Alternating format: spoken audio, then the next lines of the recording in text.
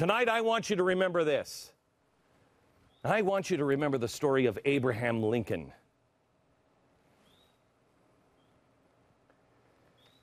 This is the guy who freed the slaves.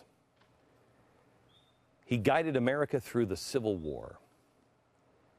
He was not a happy guy. Look at him. His mom died. His dad was abusive, called him ugly, stupid. Didn't want him to read because his dad couldn't read. His mother dies. His father abandons him. His sister and Abraham Lincoln live out in the middle of nowhere in the woods, terrified. Mom's dead. Dad's gone. We don't even know if he's coming back. And if he is coming back, that might be a bad thing. 9 years old. He survived off of nuts and berries in the woods. And then his dad just pops back in the spring, comes in with a new woman and says, "This your mom." Abraham Lincoln was so petrified of his father that he hid behind that stranger's skirt. And yet in the end, he said, "Everything I am, I owe to my mother. She taught him to read and to write and to be a decent human being." Later in life, more trauma. Not one, but 4 of his children and grandchildren, 4 he watched die. His faith floundered. He read the scriptures every day, but he didn't go to church. He wasn't a guy he was losing his faith. And as he was losing his faith, the country was losing the battles in war. Finally, this man is watching the North lose and our men dropping dead, losing yet another battle, and he falls down to his knees in the mud and he says, "What do you want? Please, please help us." And he makes a covenant with God. You want me to free the slaves? I'll free the slaves. Read his first inaugural speech. He doesn't care about the slaves.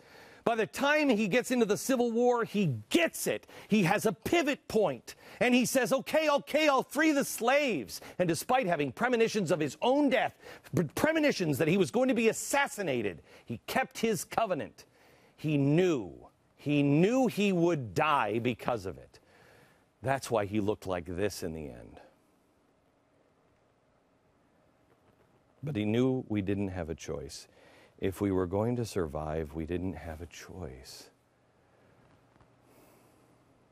He kept saying it doesn't have to be this way. We don't have to kill each other. But in the end, he knew it would come down to surrender. I told you last night, I read this to you. It's worth repeating. His second inaugural address.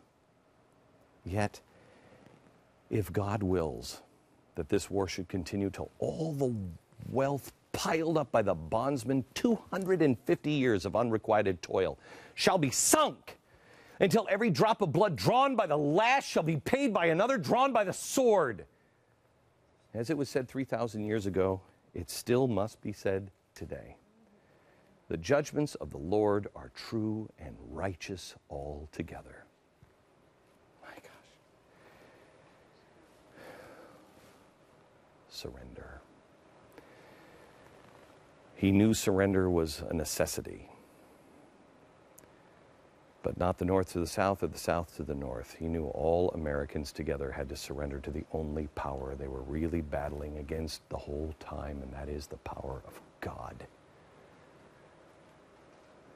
of righteousness, of truth, of decency, of merit, of honor. That's the message. We might lose our wealth, our houses, our jobs. I don't know what price he's going to exact of us, but he will exact a price. And every day that we add more hatred, more anger, more rage, more kids, more bullies, more of these things that you're seeing now in YouTube that you can't believe, the more days we do this, the more we shirk from our responsibility, the more we say, I'll just write a check and make this go away, the higher the price we'll get. While our schools will give us ribbons for just showing up, God won't.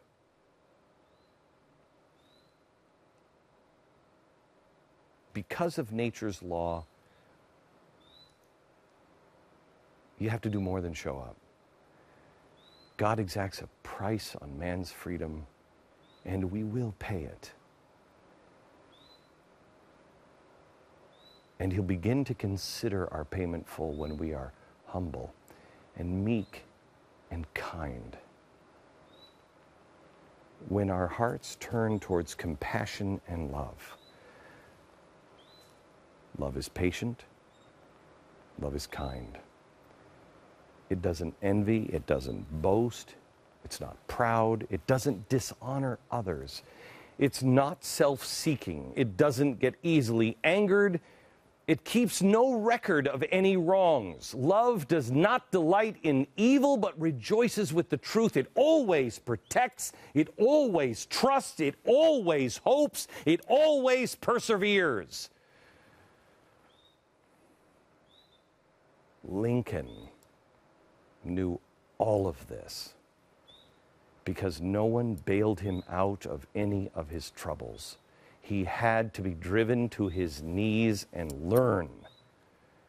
And he gave all of these secrets to us in his second inaugural address, with malice toward none and charity for all, with the firmness in the right as God gives us to see the right. Let us strive on to finish the work we are in, to bind up the nation's wounds. That's it. That's it. Let us join together to bind up the nation's wounds. That's all we have to do. Restore love.